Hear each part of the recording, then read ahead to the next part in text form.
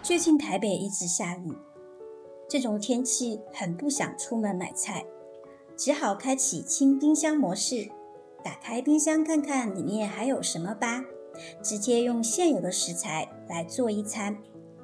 冰箱里的东西还真不少，很容易遗忘的各种干货、蔬菜、豆腐、鸡蛋。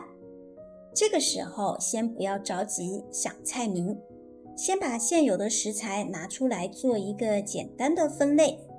我习惯把它们分成蛋白质、蔬菜、主食、淀粉、干货类。食材分类好就比较简单了，可以根据需求选出今晚的食材。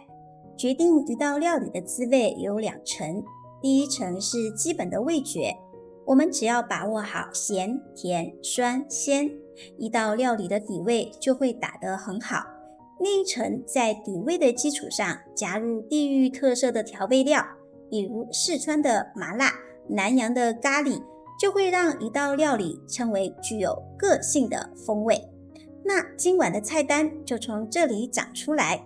下雨天的晚上，我想吃清淡一点，带一点酸辣，简单做，有南瓜也不用煮米饭了。第一道偏日式的香菇海鲜豆腐汤，这里我加了一点雨天小心思，把高丽菜切丝塞进小卷里，这样这道汤的成品就会变得很高级。先用冰箱里的干货煮一个简单的高汤，汤底煮开，汤包捞出后放豆腐，豆腐先煮开后就可以放小卷了。小卷不要煮太久哦，熟了就可以。这道汤不用复杂调味，一点盐就可以了。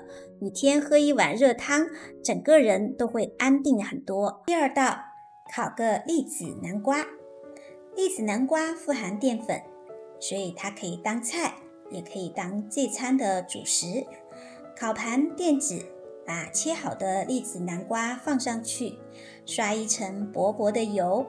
调味很简单，撒一点盐，一点黑胡椒就可以了。第三道，烤茄子佐酸辣酱汁。这道菜可以跟南瓜一起用烤箱烤，不用另外再开火。茄子切成小块后，跟南瓜放在一个烤盘上，一样刷一些油。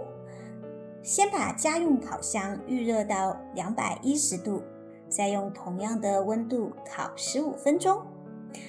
这种直接烤或烤后调味的做法很适合雨天，不用顾锅，也不用把厨房弄得很热。在烤蔬菜的同时，我们来调一个酱汁。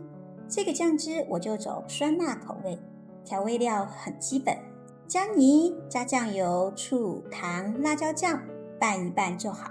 姜味会把茄子的软糯撑起来，吃起来比较清爽。这个时候南瓜、茄子也烤好了，分别摆盘后，把刚刚调好的酱汁淋在茄子上，这样一盘就完成了。汤也可以盛出来，但这个时候我突然想到，好像少了一点葱花，所以又从冷冻库翻出冷冻葱花。身为四川人，还习惯用一些辣，拿出辣椒粉撒在南瓜上，这样的雨天，美美的一餐就完成了。一份可以当主食的烤南瓜，一盘酸辣味烤茄子，还有小卷海鲜汤。没有特别买菜，但也吃得很完整。